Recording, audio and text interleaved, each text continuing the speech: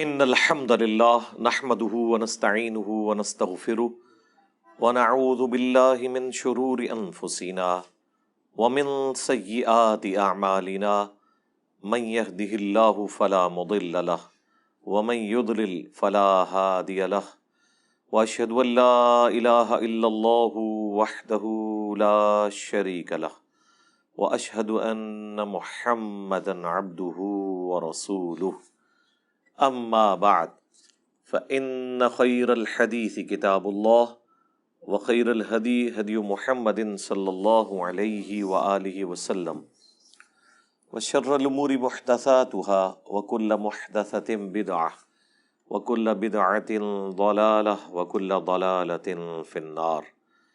اعوذ بالله السميع العليم من الشيطان الرجيم من همزه ونفخه ونفثه. بسم الله الرحمن الرحيم.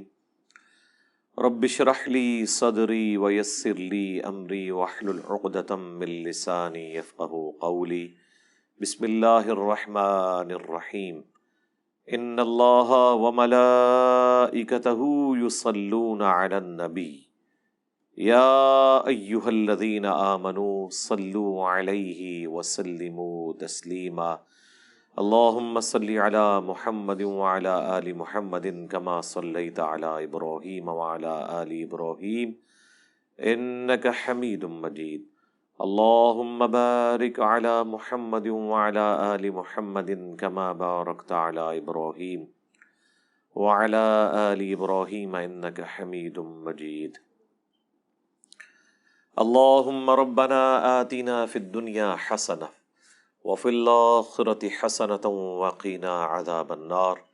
ربنا آتنا من لدنك رحمة وهيئ لنا من أمرنا رشدا.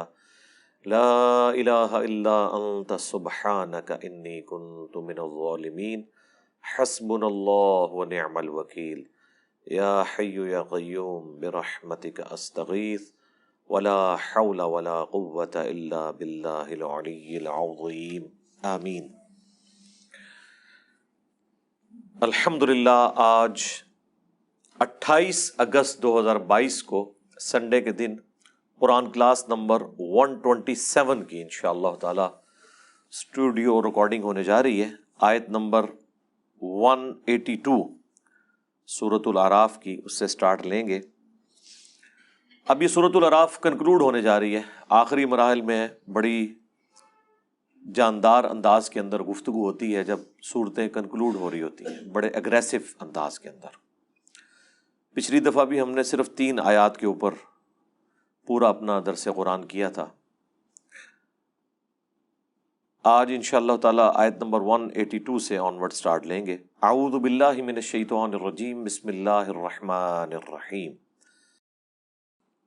والذین کذبوا بآیاتنا، وہ لوگ جنہوں نے ہماری آیات کو جھٹلایا. سنستدرجہم من حیث لا یعلمون، تو آہستہ آہستہ بتدریج ہم انہیں وہاں لے جائیں گے جس کا انہیں علم بھی نہیں ہوگا. وَأُمْلِي لَهُمْ إِنَّ كَيْدِي مَتِينٌ، اور میں مہلت دیتا ہوں انہیں، بے شک میری خفیہ تدبیر بہت پختہ ہے. اس کے اندر دھمکی چھپی ہوئی ہے، جس کو ہم پنجابی میں بھی کہتے ہیں کہ تھیندے تھیندے بندہ تھین جاتا ہے.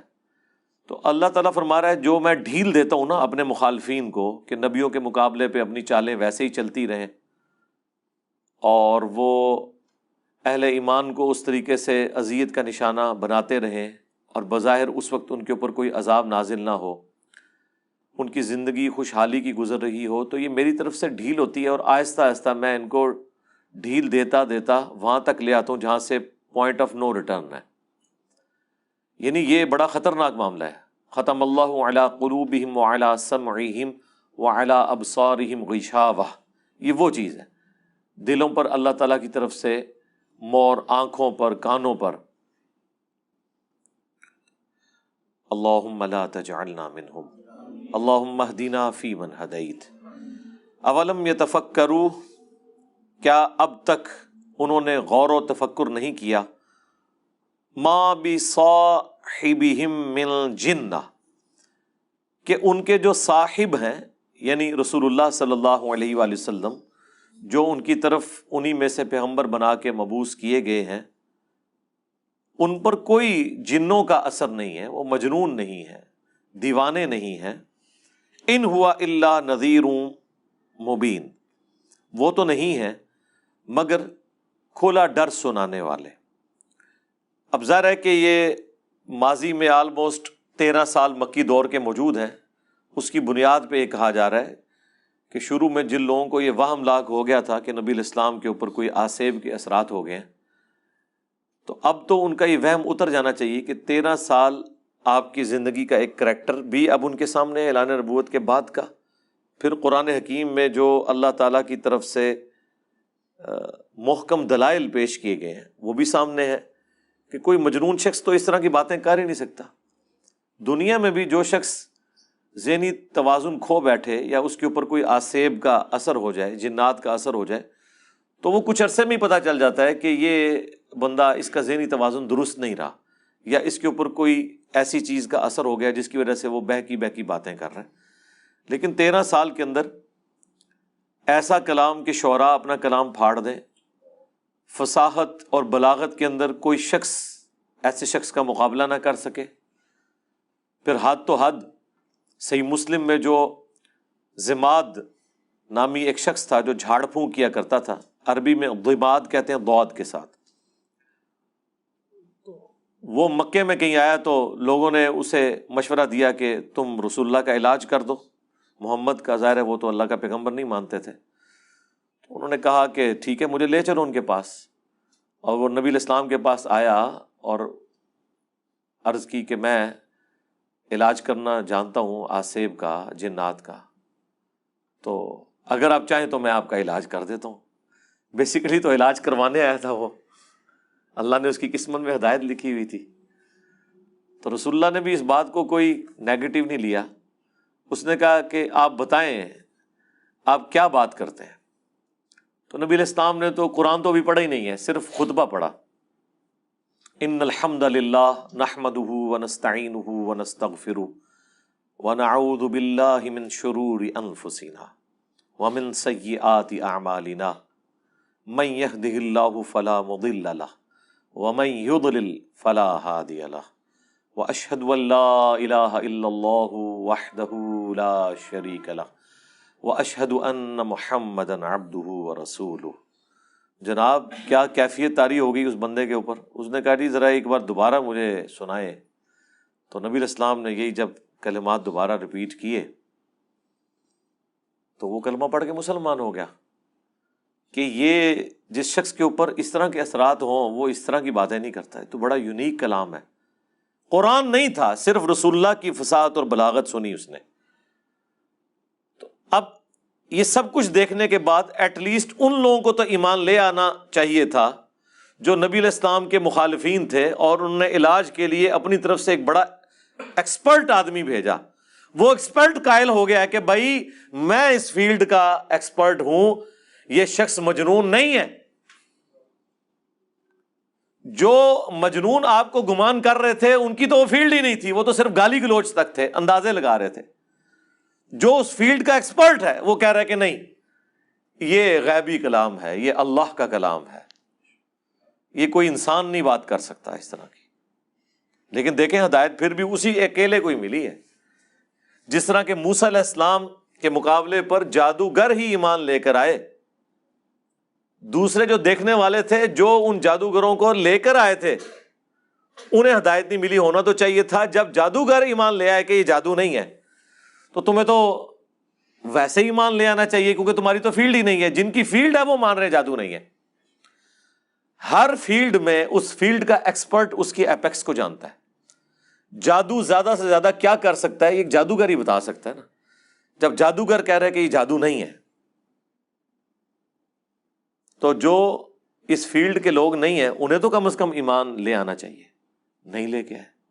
اسی طریقے سے جب جھاڑ پھونک کرنے والا ایک شخص جو جنات کا اثر نکالنے والا ہو، وہ شخص یہ کلیم کر دے کہ یہ نبی مجنون نہیں ہے، واقعی یہ اللہ کے پیغمبر ہے، تو باقیوں کے تو انکار کی کوئی گنجائش ہی نہیں بنتی، باقی تو شاہی کوئی نہیں۔ ہاں سیدھی سی بات ہے. تو اللہ تعالیٰ فرما رہا ہے کہ تفکر کر کے دیکھ لیتے ان کے جو ساتھی ہیں ان کے اوپر کوئی جنات کا اثر نہیں. ان ہوا الا نذیر مبین، یہ تو نہیں ہے مگر کھلا ڈر سنانے والے. اولم ينظروا فی ملکوت السماوات والارض، کیا انہوں نے آسمانوں اور زمین کی وسیع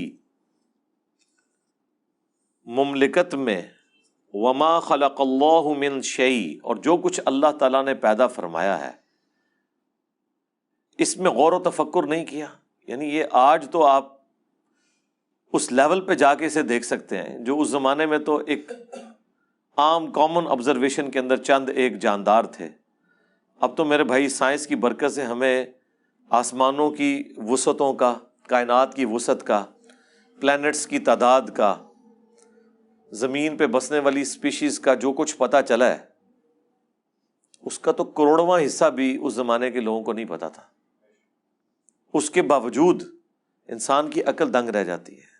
اللہ تعالیٰ نے جو مخلوقات انسان کے نفع کے لیے پیدا کی ہیں، چاہے اونٹ ہو، مویشی ہوں، بکری، گائے، اور ان سے جو ہم بینیفٹ حاصل کرتے ہیں، اس کے علاوہ اور مخلوقات، پھر زمین و آسمان میں اللہ تعالیٰ کی جو قدرت کی نشانیاں ہیں جو ایک 2000 سال پرانا شخص بھی آبزرو کر سکتا تھا اور آج کا انسان بھی، وہ تو کامن آبزرویشن ہے.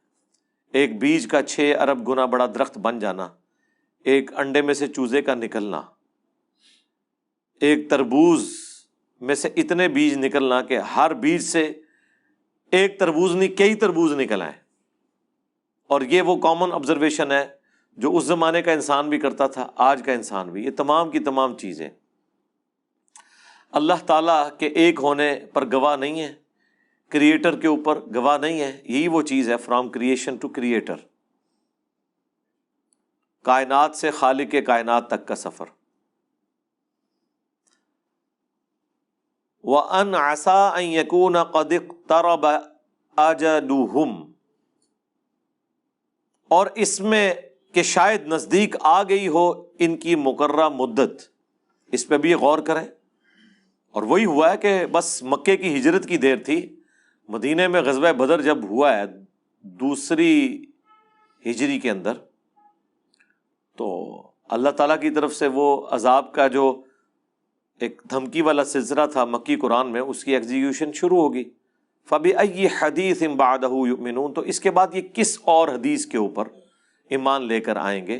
حدیث کا لغوی معنی ہے بات، یہاں حدیث سے مراد ہے قرآن، یعنی قرآن سے بہتر بات، اچھی بات کون سی ہو سکتی ہے جس کے اوپر یہ لوگ ایمان لے کر آئیں. مَن يُضْلِلِ اللَّهُ فَلَا هَادِيَ لَهُ، جسے اللہ گمراہ کر دے اسے کوئی ہدایت نہیں دے سکتا. وَيَذَرُهُمْ فِي طُغْيَانِهِمْ يَعْمَهُونَ، اور پھر اللہ تعالیٰ رہنے دیتا ہے ایسے لوگوں کو کہ وہ اپنی گمراہی میں بھٹکتے رہتے ہیں. لیکن یہ یاد رکھیے گا، یہ انیشلی گمراہی کی مور نہیں لگتی ہے. جب انسان بار بار ڈینائل کرتا ہے، سچائی کا انکار کرتا ہے، پھر اللہ تعالیٰ کی ڈیوائن مور لگ جاتی ہے. پہلے دن یہ کام نہیں ہوتا. تو اللہ تعالیٰ فرماتا ہے جب ہم فیصلہ کر لینے کہ اب اسے ہم نے ہدایت نہیں دینی، پھر اسے کوئی ہدایت دے ہی نہیں سکتا. پھر اللہ تعالیٰ انہیں ان کی گمراہی میں بھٹکنے دیتا ہے. یعنی گمراہی میں تو اضافہ ہوتا ہے، ہدایت کی طرف کوئی معاملہ نہیں ہوتا. ربنا لا تزغ قلوبنا بعد اذ ہدیتنا وہب لنا من لدنک رحمہ انک انت الوہاب. آمین. یسألونک عن الساعۃ ایان مرساہا، اے نبی یہ تم سے پوچھتے ہیں کہ قیامت کا دن کب آئے گا، وہ ساعت، وہ گھڑی کب آئے گی. قل انما علمها عند ربی، اے نبی تم فرما دو کہ اس کا علم تو میرے رب کے پاس ہے. یعنی مجھے نہیں پتا کہ قیامت کب آئے گی، اس کا علم میرے رب کے ساتھ خاص ہے. لا یجلیہا لوقتہا الا ہو، اور قیامت کو اس کے وقت پر ظاہر نہیں کرے گا مگر وہی.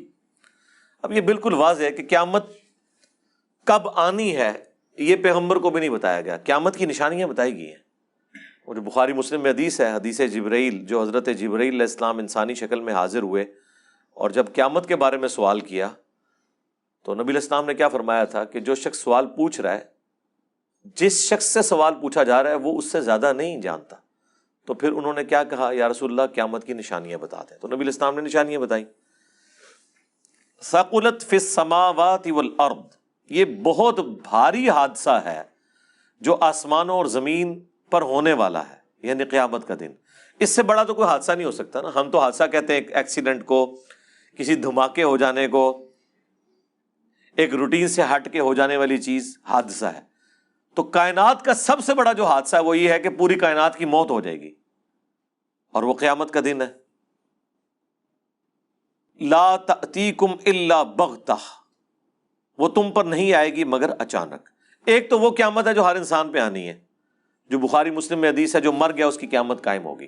ایک بڑی قیامت ہے جو پوری کائنات کے اوپر آنی ہے, وہ بھی اچانک ہی آئے گی.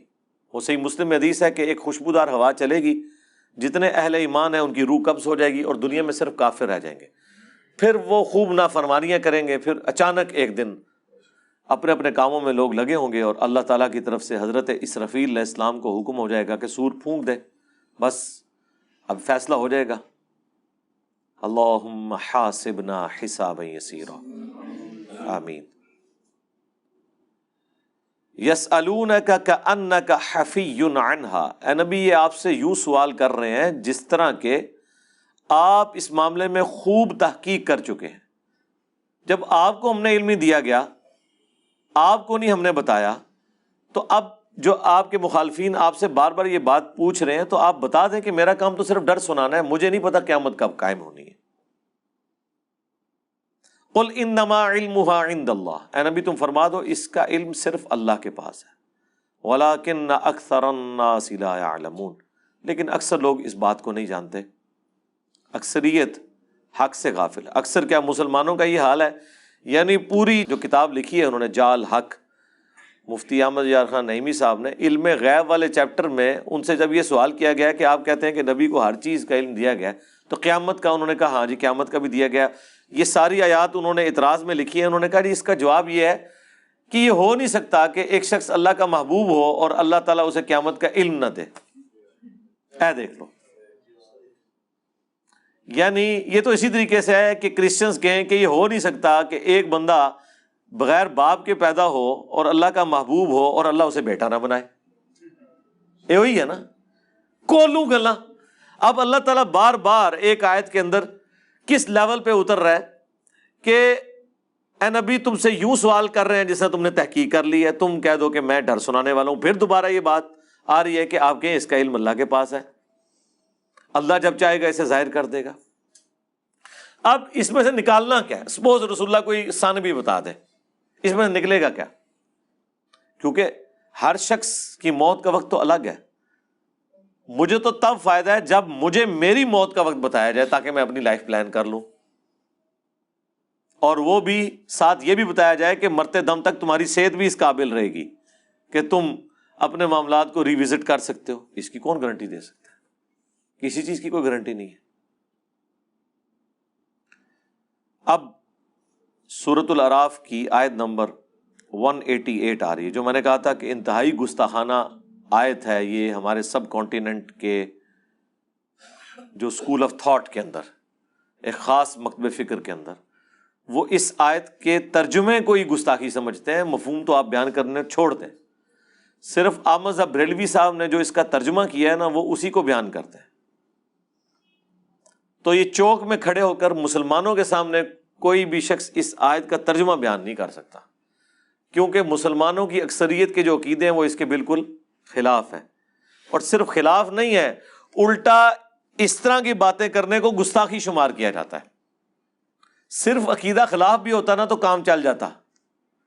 یہ کہہ کے کہ ہاں جی رفع الیدین کرنا بھی ثابت ہے اور بغیر رفع الیدین بھی ثابت ہے, ٹھیک ہے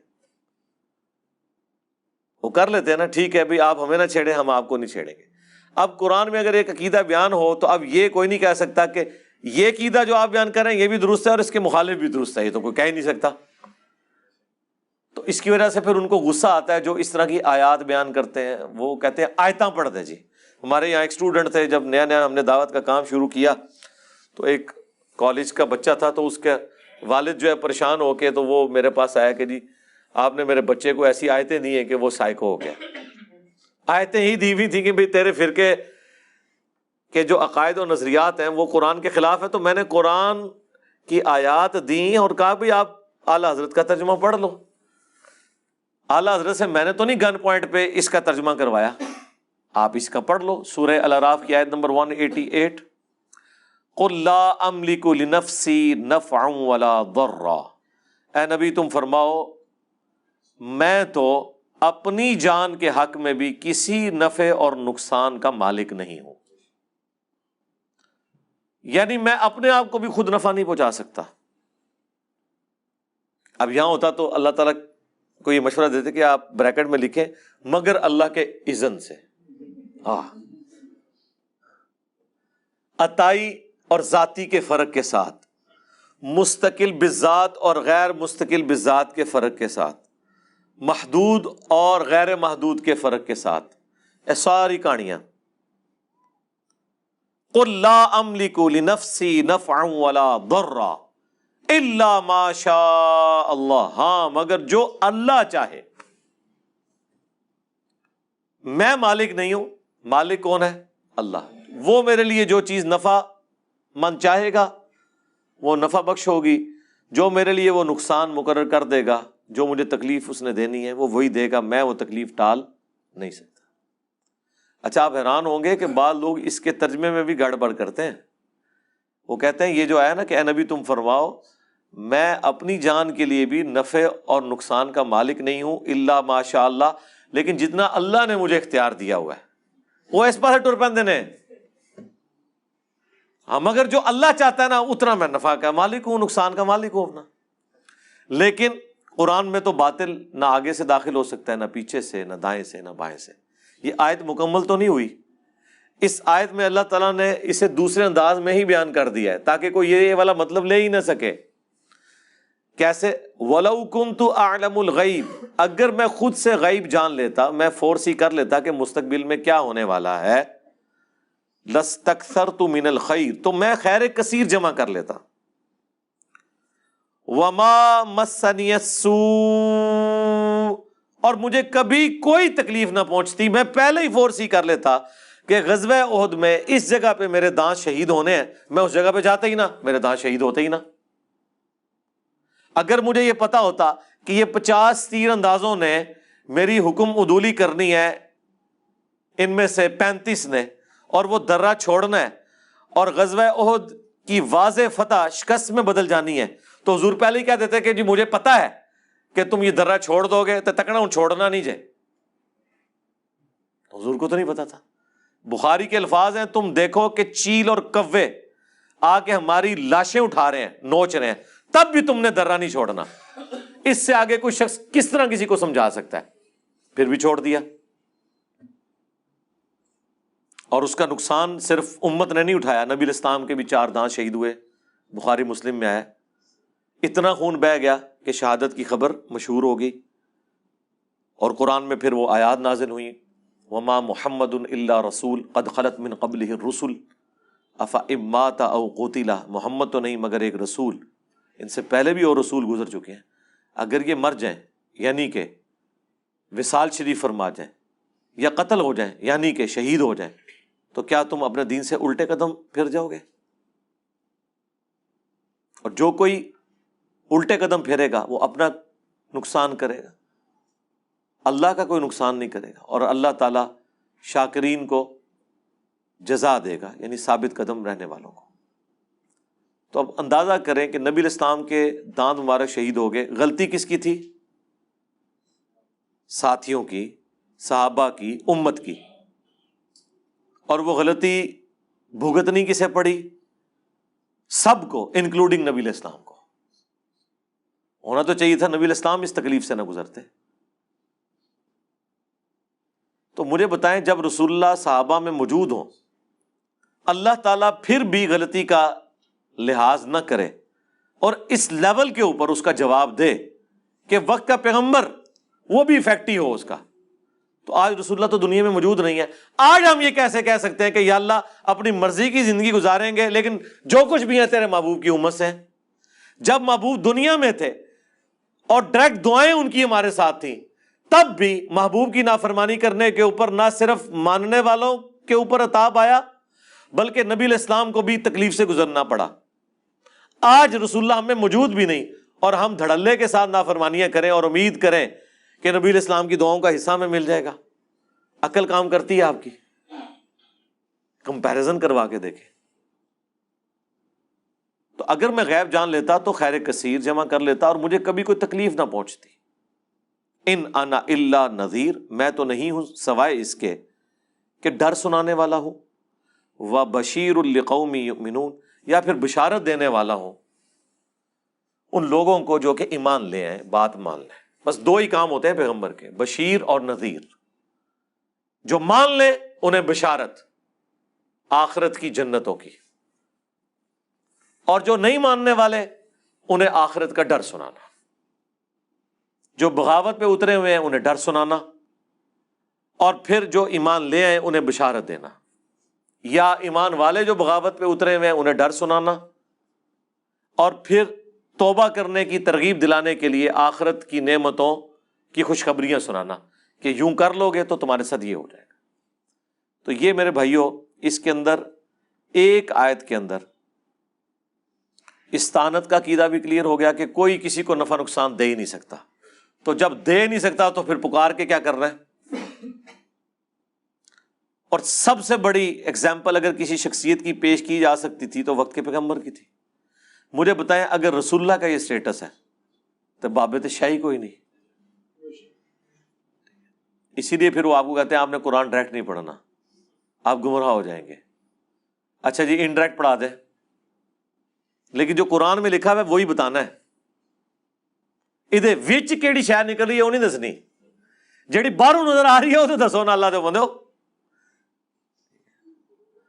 اور یہ ہمیں یہ بتانا چاہ رہے ہیں کہ قرآن نعوذ باللہ کوئی اتنی دھوکے والی کتاب ہے کہ باہر سے کچھ اور نظر آ رہا ہوتا ہے، اندر اس کے اندر کچھ اور ہے۔ تو قرآن تو یہ نہیں کہہ رہا، قرآن تو کہہ رہا ہے کتاب فصلت آیات، اس کی آیات اللہ نے کھول کھول کر تفصیل کے ساتھ بیان کر دی ہیں۔ وَلَقَدْ يَسَّرْنَا الْقُرْآنَ لِلذِّكْرِ فَهَلْ مِن مُدَّكِرٍ، قرآن نصیحت کے لیے اللہ نے آسان کر دیا ہے، کون ہے جو اس سے نصیحت حاصل کرے۔ اچھا جنہوں نے قرآن کی دعوت آپ تک پہنچانی تھی انہوں نے بجائے خود نصیحت حاصل کرنے کے یا آپ کو نصیحت کی بات کرتے، آپ قرآن پڑھنا شروع کرے تو کہتے تو کے پتہ کیڑی آیت منسوخ ہے تو کیڑی ناسخ ہے، اے رہ گئے ٹوٹل۔ اور یہ جو آپ کو کہہ رہے ہیں نا اسے خود بھی نہیں پتا کہ قرآن میں کتنی آیات ناسخ ہیں کتنی منسوخ ہیں۔ ٹوٹل 5 آیات ہیں جو منسوخ ہیں، 6500 آیات میں وہ جو 5 آیات منسوخ ہیں اس کی وجہ سے آپ کو باقی کی آیات نہیں پڑھنے دے رہا، اور وہ جو منسوخ ہیں اس سے کسی کے عقیدے پہ کوئی فرق نہیں پڑ رہا۔ پہلے اللہ تعالیٰ نے زانی کے لیے سزا دی تھی، ایسی عورت کو گھر میں قید کر دیا جائے، بعد میں زانی کی سزا نازل ہو گئی۔ اب مجھے بتائیں اس سے یا علی مدد کیسے ثابت ہو جائے گا، یا شیخ عبد القادر جیلانی کیسے ثابت ہو جائے گا ناسخ و منسوخ سے؟ پہلے اللہ تبارک و تعالیٰ نے وصیت کرنا فرض کیا تھا، بعد میں اللہ تعالیٰ نے وراثت کی آیات نازل کر دی کہ اب اس ترتیب کے ساتھ اس ایکویشن کے مطابق آپ نے تقسیم کرنا ہے مرے ہوئے شخص کی وراثت کو۔ اس سے قرآن کے کس عقیدے میں کوئی فرق پڑ گیا؟ اس طریقے سے یہ دھوکہ دینے کی کوشش کرتے ہیں۔ پہلے آیا تھا کہ ایک مسلمان جو ہے وہ 10 کے اوپر بھاری ہے، پھر جب مسلمان زیادہ تعداد میں ہو گئے ایمان کا لیول وہ نہیں رہا، اس وجہ سے نہیں کہ پرانے والوں کا ایمان نیچے آ گیا، اس وجہ سے کہ جو نئے والے تھے ان کا ایمان اس لیول کا نہیں تھا، تو اوورآل ریشو پروپورشن تو گرے گا۔ پھر اللہ نے کہا کہ ایک مسلمان 2 پہ بھاری ہے، اے جی ناسخ و منسوخ، ٹھیک ہے۔ پھر کہیں گے جی بسم اللہ کی کنسٹرکشن بتائیں۔ سرکار بسم اللہ کی عربی کنسٹرکشن بتائیں نہ بتائیں، بسم اللہ اللہ ہی کے نام سے شروع ہونا ہے، شیطان کے نام سے نہیں شروع ہونا، نہ عبد القادر جیلانی کے نام سے شروع ہونا ہے۔ یہ جو کڈنا کہ جے وہ دسو، تسی جو کڈنا کاٹ دو، نکالنا صرف یہ ہے کہ آپ کو متنفر کروانا ہے کہ آپ نے قرآن کی طرف نہیں آنا۔ باتیں ٹھیک ہے لیکن فہم ٹھیک نہیں۔ اچھا آپ بتائیں فہم کیا لینا ہے؟ فارم وہ لینا ہے جو اس میں لکھا ہوا ہے نا، ایگزیکٹ اسے الٹ کر کے فارم لینا ہے.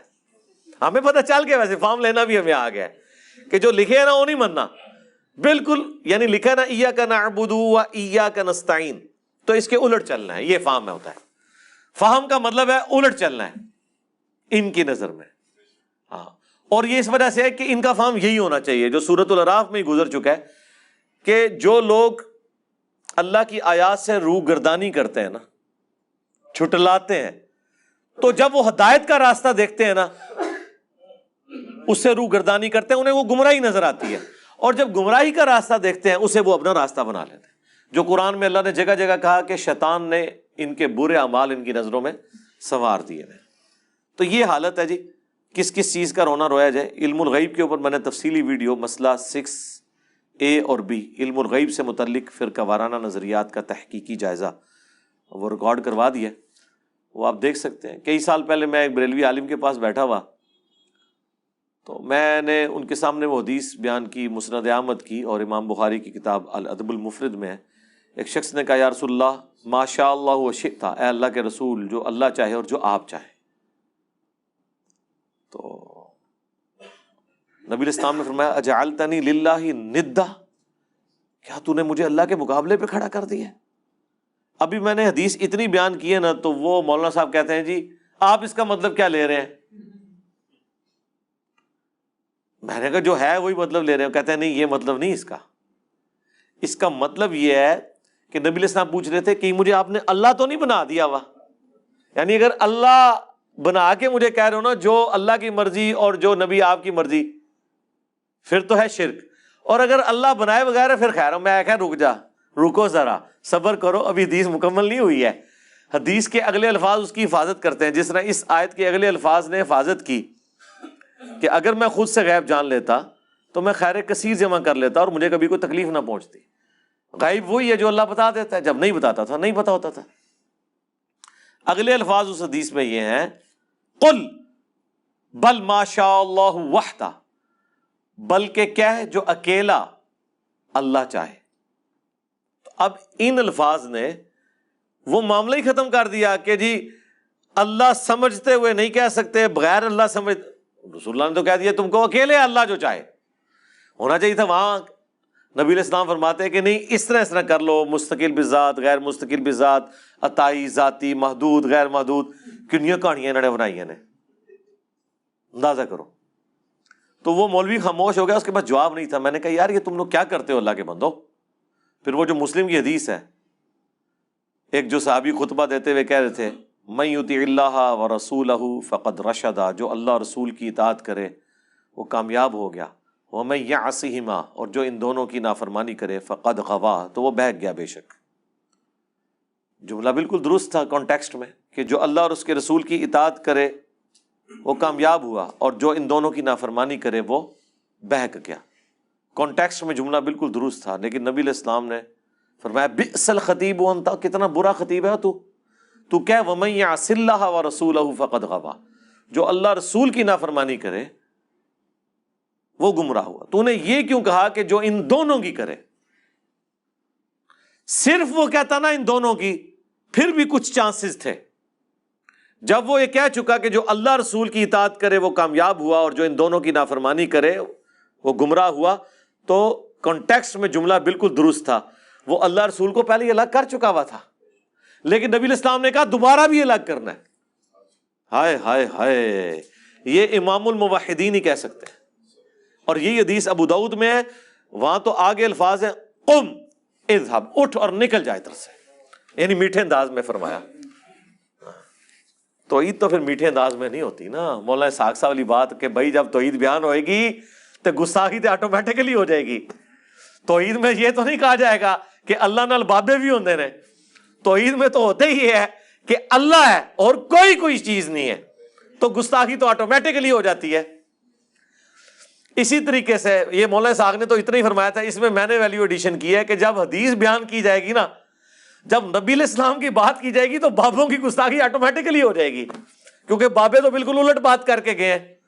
جب آپ یہ بات کریں گے کہ نبی علیہ السلام نے یہ فرمایا اور بابا تو وہ ہے جس نے اپنا مرید نگاہ مار کے جلا دیا ہے. اور بخاری مسلم میں ہے کہ انس ابن مالک کہتے ہیں 10 سال حضور کو وضو کروایا, کبھی حضور نے مجھے ڈانٹا نہیں ہے, کبھی یہ نہیں کہا کہ یہ کیوں کیا اور یہ کیوں نہیں کیا. تو آٹومیٹیکلی عبد القادر جیلانی کی گستاخی تو ہوگی کہ بھائی بابا تو مرید ایک لوٹے کی ٹوٹی ٹیڑھی ہونے کے اوپر جلا دیا, اور نبی علیہ السلام تو اس طرح کے تھے. تو آٹومیٹیکلی جب سیرت النبی بیان ہوتی ہے تو بابے فارغ ہو جاتے ہیں. یہ نیچرل چیز ہے. اس لیے ہم نے عرض کیا کہ نبی کے جیسا ہے ہی کوئی نہیں, بابے تھے شاہ ہی کوئی نہیں. یہ نیچرل چیز ہے. قرآن میں ایک آیت ہے, نبی علیہ السلام پہ اعتراض کرتے ہوئے کافر کہتے ہیں اللہ نے ان کا اعتراض نقل کیا ہے کہ ایک ایسا شخص ہے اس نے اتنے خداؤں کا ایک ہی خدا کر دیا. یہ اعتراض پیش کیا جا رہا ہے کہ اتنے ہمارے خدا تھے, لات منات عزا, یہ کہہ رہا ہے نہیں ایک ہے.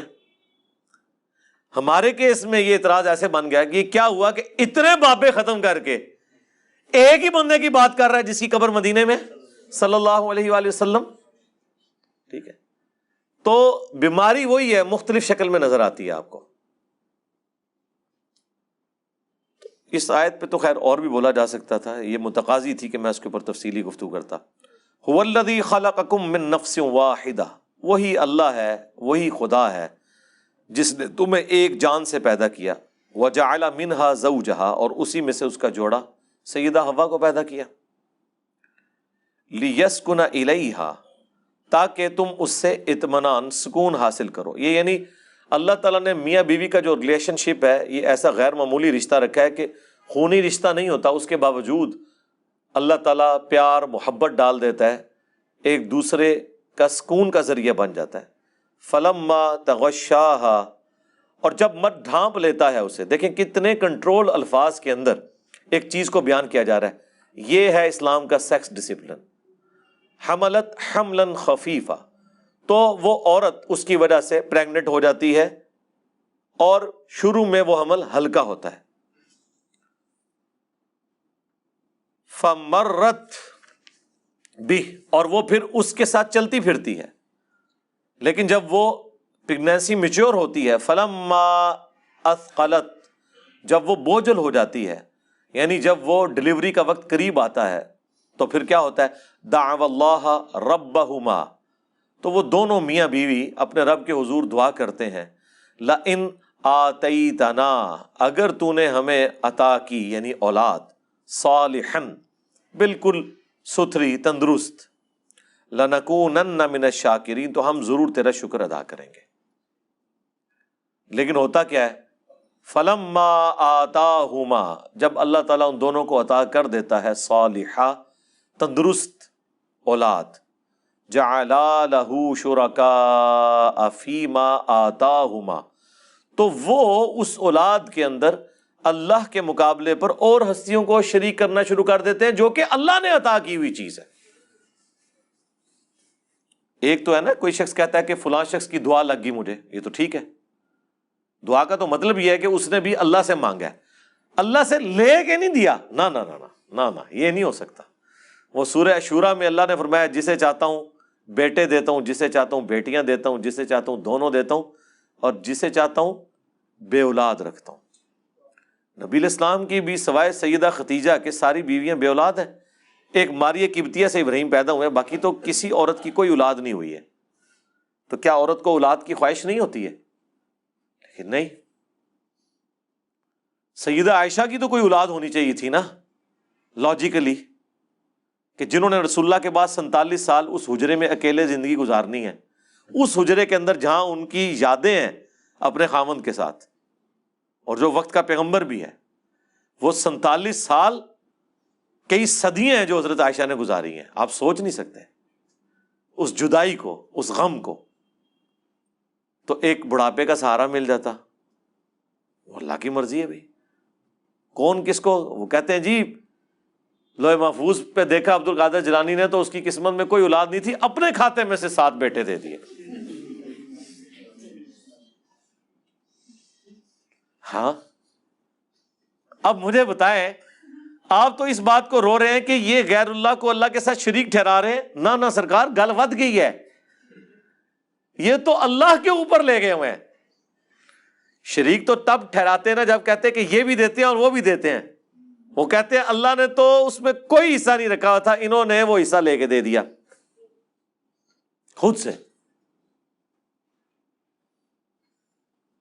اس کے بعد بھی انسان یہ کہ میں مسلمان ہوں اور میں لا الہ الا اللہ کا ماننے والا ہوں اور میں نماز میں پڑھتا ہوں ایاک نعبد و ایاک نستعین, تو پھر تو یہ گورے کی عدالت میں مقدمہ پیش ہونا چاہیے تاکہ پہلی تاریخ میں یہ مقدمہ فارغ ہو جائے. پاکستان میں تو تاریخیں پڑھتی رہیں گی نا, وہ کہے گا بھائی فارغ. میں تو کہتا ہوں جس نے قرآن و سنت کے دلائل کی روشنی میں اپنے ایمان کا سرٹیفکیٹ لینا ہے نا تو کافروں سے لے کہ یہ ہمارا سلیبس ہے. اب آپ ذرا بتائیں کون کون اس کے مطابق چل رہا ہے؟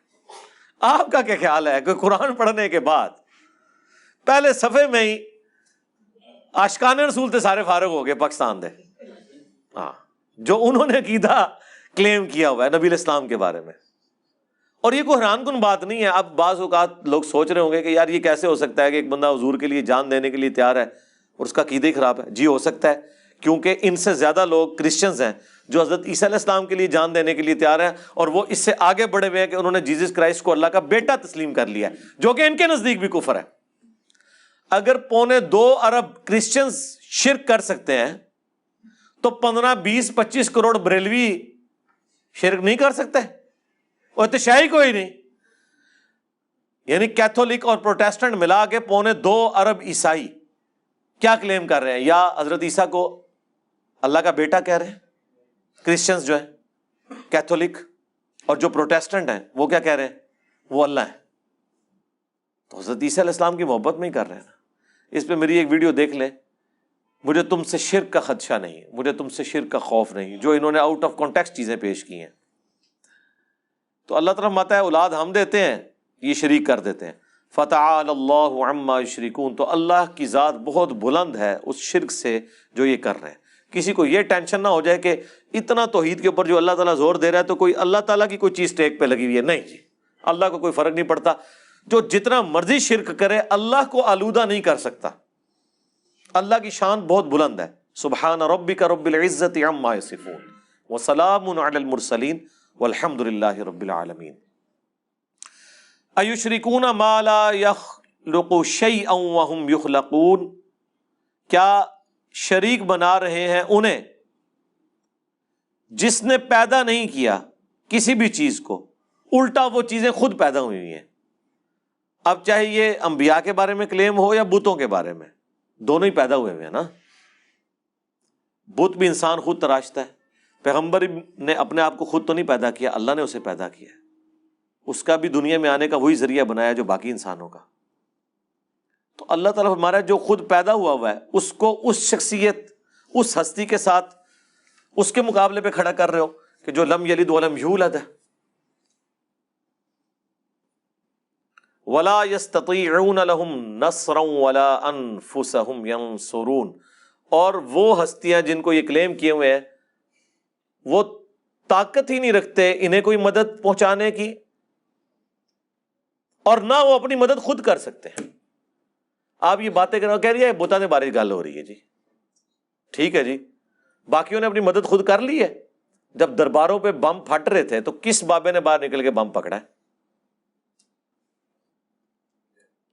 1965 کے اندر بھی سوشل میڈیا ہوتا نا, ہاں, تے سارے پل جڑے نے نا انہوں دی کہانیاں کھل جانیاں سن, جو اے بابے نکل کے جی سبز چولے چ نکلے سن جی. بابے ویسے کدھر نے آج کل؟ یہ سیلاب آیا ہوا ہے, دریاؤں پہ ڈیوٹی ہے نا ان کی, کدھر نے دیکھ لیں. تو بھائی جسے فٹ اسے گفٹ. وَإِن تَدْعُوهُمْ إِلَى الْهُدَىٰ, اگر تم انہیں ہدایت کی طرف بلاؤ, لا يَتَّبِعُوكُمْ, تو وہ تمہاری پیروی نہیں کریں گے. سَوَاءٌ عَلَيْكُمْ أَدَعَوْتُمُوهُمْ أَمْ أَنْتُمْ صَامِتُونَ, ان کے لیے برابر ہے خواہ تم انہیں بلاؤ یا خاموش رہو. یہ بتوں پہ تو تعویل خاص کے اعتبار سے ہے, باقی بھی جو مر چکا ہے اس کو آپ اس طرح بلا کے تو اپنے ساتھ کوئی انٹریکشن کروا نہیں سکتے. جسے فٹ اسے گفٹ. باقی انبیاء کے بارے میں تو آپ آیات پہلے بھی پڑھ چکے ہیں سورۃ المائدہ میں کہ عیسیٰ ان کی ماں نہ تمہارے نفع کے مالک ہے نہ نقصان کے.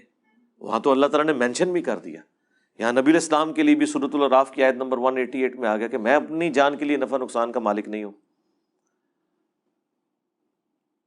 ان الذین تدعون من دون اللہ، بے شک وہ جنہیں تم پکار رہے ہو اللہ کے سوا، عباد امثالکم، وہ بھی تمہاری طرح اللہ کے بندے ہیں. فادعوہم، تو انہیں پکارو، فلیستجیبوا لکم ان کنتم صادقین، اگر تم سچے ہو تو ہونا تو چاہیے کہ وہ تمہاری پکار سن لیں، چاہے وہ بت ہوں چاہے مرے ہوئے بزرگ ہوں. کوئی جواب تو آنا چاہیے. جی دیکھیں یہ کیوں کہتے ہیں یا اہل القبور، چونکہ سن رہے ہوتے ہیں تو بھائی جواب آیا کہ دے تو انہوں اگے بھی ٹرو نا، یا تو ہی رک گئے ہو، اگے بھی ٹرو. وعلیکم یا کیوں نہیں آندا اگوں؟ ہاں جی یا تو آگے اڑ جاتے اگے ٹوریا کرو انہوں، جی اگے ٹورو. تو اللہ تعالیٰ ہمارا ان کو پکار کے دیکھو، اگر سچے ہو نا تم اپنے دعوے میں تو ہونا چاہیے کہ تمہاری پکار کو سنے. اگر سچے ہو تم لوگ، الہم ارجل یمشون بہا، کیا ان کے کوئی پاؤں ہیں جس سے یہ چل سکے؟ کہتے دیکھا جی بوتا دے بارے نے تو بتوں کے پاؤں نہیں بنائے ہوئے ہوتے، انہوں نے پاؤں تو ہوتے ہیں نا. تو اللہ تعالیٰ کہہ رہا ہے کیا ان کے پاؤں ہیں جو چل سکتے؟ پاؤں تو ہیں لیکن وہ چل نہیں سکتے. اسی طریقے سے جو قبر کے اندر بھی لیٹا ہوا ہے پاؤں اس کے ہیں اگر سلامت ہے ہاں. تو بار اللہ تک کنفرم سلامت ہے کہ اس کے پاؤں نظر آ رہے ہیں، اندر والے کو تو پتہ ہی نہیں کہ کیا ہے اندر. چلو سپوز اس کے بھی ہیں تو وہ چل سکتا ہے. ام لہم ایدی یبطشون بہا، کیا ان کے کوئی ہاتھ ہیں جس سے پکڑ سکے؟ ام لہم اعین یبصرون بہا، کیا ان کی آنکھیں ہیں جس سے دیکھ سکیں؟ ام لہم آذان یسمعون بہا، یا ان کے کوئی کان ہے جس سے وہ سن سکیں؟ قل ادعوا شرکاءکم، اے نبی ان سے کہو کہ پکارو اپنے شریکوں کو، ثم کیدون فلا تنظرون، اور پھر تم جو کچھ میرے خلاف سازش کر سکتے ہو نا، چل سکتے ہو چلو، اور مجھے کوئی مہلت بھی نہ دو. ان ولی اللہ الذی نزل الکتاب، میرا تو حمایتی اور پشت پناہ وہ اللہ ہے جس نے یہ کتاب نازل کی ہے. وَهُوَ يَتَوَلَّى الصَّالِحِينَ، اور وہ صرف میرا پشت پناہ نہیں ہے، تمام نیکوکاروں کا جو اللہ کو پکارنے والے ہیں، موحدین ہیں، سب کا پشت پناہ ہے وہ. وَالَّذِينَ تَدْعُونَ مِن دُونِهِ، اور جن کی تم پرستش کر رہے ہو، جن کو تم پکار رہے ہو اللہ کے سوا، لا يستطيعون نصرکم، وہ تمہاری مدد نہیں کر سکتے، ولا انفسهم ينصرون، اور نہ وہ اپنی کو مدد کر سکتے ہیں. مطلب انہوں نے کیا مدد کرنی ہے، وہ تو اپنی مدد بھی نہیں کر سکتے. وَإِن تَدْعُوهُمْ إِلَى الْهُدَىٰ لَا يَسْمَعُوا، اور اگر تم بلاؤ انہیں کسی ہدایت کی طرف تو بات نہیں سن سکتے، کسی کوئی راستے کی طرف. وَتَرَاهُمْ يَنظُرُونَ إِلَيْكَ وَهُمْ لَا يُبْصِرُونَ، تم میں لگ تو رہا ہوگا وہ تمہاری طرف دیکھ رہے ہیں لیکن انہیں کچھ نظر نہیں آ رہا. وہ بت ہوں یا بزرگان دین کی مبارک لاشیں باہر رکھی ہوئی ہوں جن کو آپ کہتے ہیں لگتا ہے ستے نے ہوں نہیں ستے نے. جناب جدوں وہ صحیح ستے ہوندے سن اور زندہ ہوندے سن اس وقت بھی نہیں کوئی سن سکتا. یعنی کسی بزرگ کے آپ سرانے کھڑے ہو کے کہیں کہ بابے تے شاہی کوئی نہیں، تو آپ کیا سمجھتے ہیں وہ اٹھ جائے گا؟ زیادہ اونچا نہ کہ یہ اٹھ جائے گا. مطلب عام سے ویسے کہو کہ تسی تے شاہی کوئی نہیں، کوئی بھی نہیں سن سکتا. تو مرنے کے بعد کیسے وہ سن لے گا؟ زندہ باہر جو پڑا ہوا ہے وہ نہیں سن سکتا. خذ العفو وامر بالعرف، تو اے نبی اب دیکھیں کیا زبردست انداز ہے. خذ العفو وامر بالعرف واعرض عن الجاہلین، قبول کیجئے ان خطا کاروں کی معذرت اور حکم دیں انہیں نیک کاموں کا اور ان سے اعراض کیجئے. یعنی عفو درگزر کی روش، یہ مکی قرآن ہے نا، اس میں تو یہی ہے کہ بھئی آپ نے ان کو ڈھیل دینی ہے، ابھی موقع آئے گا قتال کا مدینے میں. وَإِمَّا يَنزَغَنَّكَ مِنَ الشَّيْطَانِ نَزْغٌ، اور جب کبھی آپ کو کوئی شیطان کی طرف سے خیال آئے، کوئی وسوسہ آئے، فَاسْتَعِذْ بِاللَّهِ، تو اللہ سے پناہ مانگنی ہے. إِنَّهُ سَمِيعٌ عَلِيمٌ، بے شک وہ سننے والا علم والا ہے. اسی پہ وہ پھر وظیفہ ہے نا ابو داؤد کا اور ترمذی میں، اعوذ باللہ السمیع العلیم، یہی سمیع العلیم. من الشیطان الرجیم من ہمزہ ونفخہ ونفثہ. باقی اس کے اوپر میری تفصیلی ویڈیو ہے، مسئلہ 83A شیطانی وسوسے اور ان کا علاج. جب کبھی بھی ایسا معاملہ ہو، اعوذ باللہ من الشیطان الرجیم، لا حول ولا قوۃ الا باللہ، فوراً اللہ کی طرف رجوع لائیں.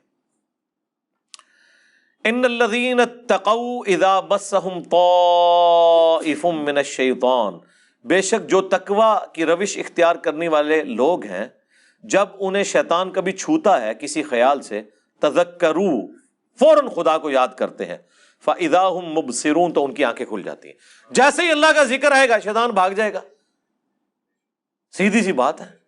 ہمارے محلے میں بھائی کہتے ہیں جی داتا صاحب مجھے روزانہ ملتے ہیں. میں نے کہا آپ ملنے ہیں تو آپ نے پڑھنا ہے اعوذ باللہ من الشیطان الرجیم. کہتے ہیں نہیں گستاخی ہو جائے گی. میں نے کہا آپ میرے سامنے پڑھے تو میں تو اپنی گستاخی نہیں سمجھوں گا، سوائے اس کے کہ جو شیطان ہے وہ اپنی گستاخی سمجھے گا نا. میں تو نہیں غائب ہوتا، پڑھو، میں نہیں غائب ہوتا. ٹھیک ہے، تو دیکھیں ان کو شیطان نے اس لیول تک کیا کہ وہ کہیں بزرگ ناراض نہ ہو. وہ کون سا بزرگ ہے جو لا حول ولا قوت الا باللہ کے وظیفے سے ناراض ہو جائے، جو بخاری مسلم میں ہے کہ جنت کے خزانوں میں سے ایک خزانہ صحابہ کو حضور نے گفٹ کیا ہے، اور ایک بندہ کہ جی میں بزرگ کے سامنے لا حول ولا قوت الا باللہ پڑھوں گا، ناراض ہو جائیں گے. کیوں ناراض ہوں گے؟ یہ تو منو شیطان سمجھ لیا. اور بھائی یہ تو ویسے ہی وظیفہ ہے، اس میں اعظم ہے.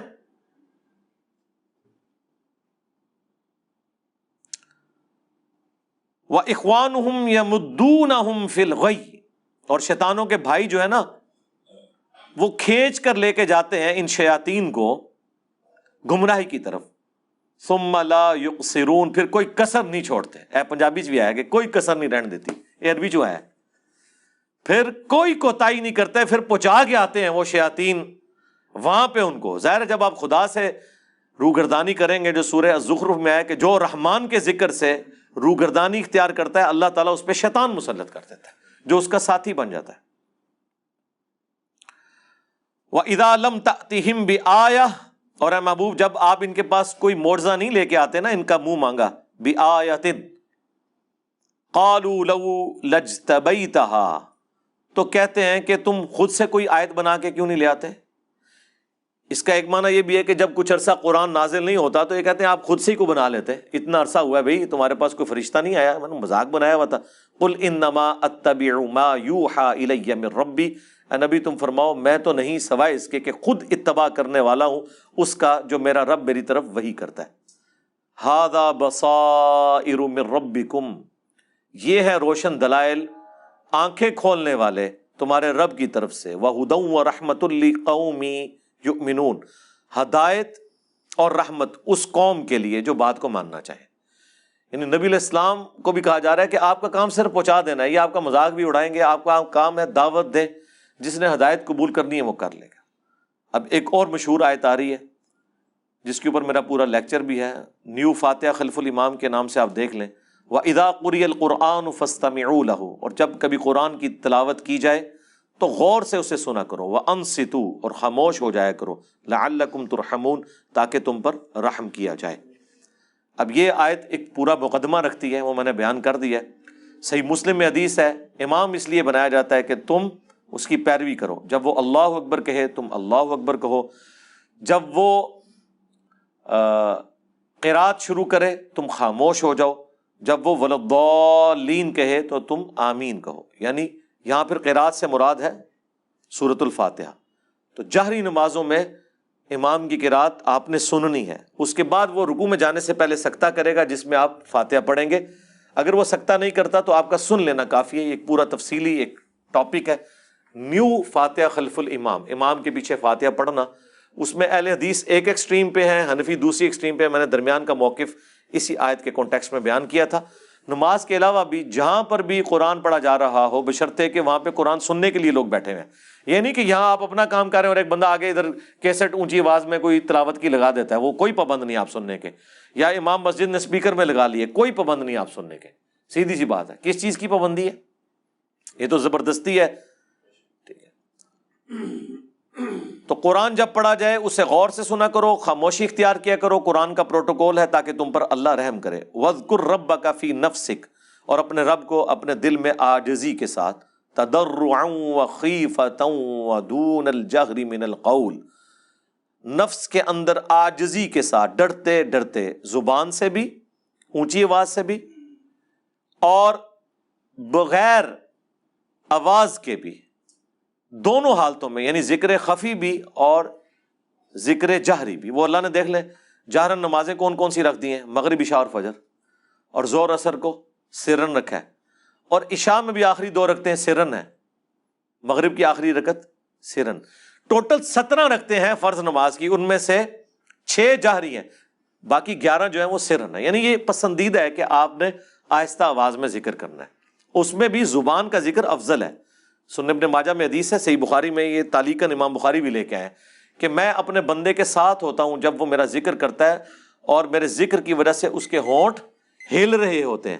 یعنی زبان سے ذکر کرنا اللہ تعالیٰ کو پسند ہے، لیکن بہت اونچی آواز سے نہیں، جو بخاری مسلم میں ایک سفر کے دوران صحابہ بلند آواز سے اونچی آواز سے کہہ رہے تھے اللہ اکبر سبحان اللہ، حضور نے فرمایا تم کسی غائب کو اور بہرے کو نہیں سنا رہے، آہستہ آواز میں ذکر کرو اور میں تمہیں جنت کے خزانوں میں سے خزانہ دیتا ہوں، لا حول ولا قوت الا باللہ، نہیں ہے طاقت گناہوں سے بچنے کی اور نہ ہمت ہے نیکیاں کرنے کی مگر اس کی توفیق سے۔ ذکر خفی، دل کا ذکر، بلکہ اس سے بھی آسان، کرنٹ شاہ، تو میری ویڈیو کھل جائے گی، اس میں نے تفصیلی گفتگو کی ہے اس حوالے سے، میں ادھر اس تفصیل میں نہیں جا رہا۔ من القول بالغدو والآصال، ذکر کرو صبح اور شام کے وقت، ولا تکم من الغافلین، اور دیکھنا غافلوں میں شمار نہ ہونا۔ سب سے بڑا ذکر تو ہے قرآن، انا نحن نزلنا الذکر وانا لہ لحافظون۔ اس کے بعد پریکٹیکلی جو ذکر ہے وہ نماز۔ بخاری مسلم میں حدیث ہے کہ نبی علیہ السلام نے فرمایا جو شخص سویا رہ جائے یا بھول جائے، جیسے ہی اسے یاد آئے نماز پڑھ لے، اور پھر آپ نے آیت تلاوت کی وَأَقِمِ الصَّلَاةَ لِذِكْرِي، میری یاد کے لیے نماز کو قائم رکھنا۔ یعنی اور کسی وقت کوئی ذکر کرے نہ کرے، ان 5 اوقات میں تو آبلیگیٹری ہے کہ آپ نے اللہ کو یاد کرنا ہے، چاہتے نہ چاہتے ہوئے، ڈیوٹی سمجھ کے۔ ویسے تو اللہ سے انسان غافل ہی نہ ہو، نبی علیہ السلام کا جو اوڑھنا بچھونا ہے، ٹوائلٹ میں جاتے وقت بھی اللہ کو یاد کر رہے ہیں، اللہم انی اعوذ بک من الخبث والخبائث، اے اللہ میں شریر جنوں اور جنیوں سے تیری پناہ میں آتا ہوں۔ باہر نکل کے غفرانک،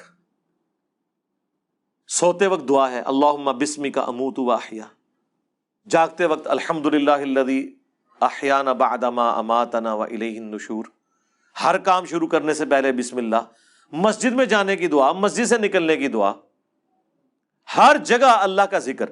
پھر صبح شام کے ہم نے تو یہ 27 کے قریب اذکار لکھ دیے ہیں، فرض نماز کے بعد 17 کے قریب اذکار ہیں، یہ بلو کارڈ اور گرین کارڈ آپ پڑھ کے دیکھیں کتنا کچھ ہے۔ تو ہر وقت اللہ کو یاد رکھنا ہے، غافل نہیں ہونا اللہ سے۔ اور اللہ فرما رہا ہے کہ تم غافل ہو جاؤ تو ہو جاؤ، اللہ کی ایک مخلوق ایسی ہے، ان الذین عند ربک، بے شک وہ جو اللہ کے پاس ہیں فرشتے، لا یستکبرون عن عبادتی، وہ کوئی تکبر، کوئی سستی اور کاہلی، کوئی اکڑ بازی نہیں کرتے ہیں کہ وہ کبھی غفلت اختیار کر لیں اللہ کا ذکر کرنے سے، اس کی عبادت سے روگردانی کر لیں، وَيُسَبِّحُونَهُ، اور وہ اس کی پاکی بیان کرتے رہتے ہیں، وَلَهُ يَسْجُدُونَ، اور اسی کو وہ سجدہ کرتے ہیں۔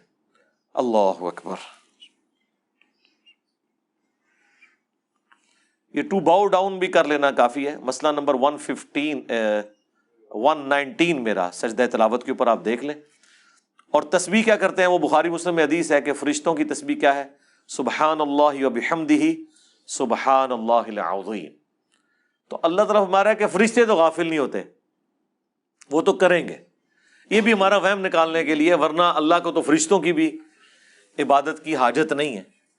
عبادت کرنے میں فرشتوں ہی کا نفع ہے اور ہمارا عبادت کرنے میں ہمارا ہی نفع ہے۔ ٹھیک ہے جی۔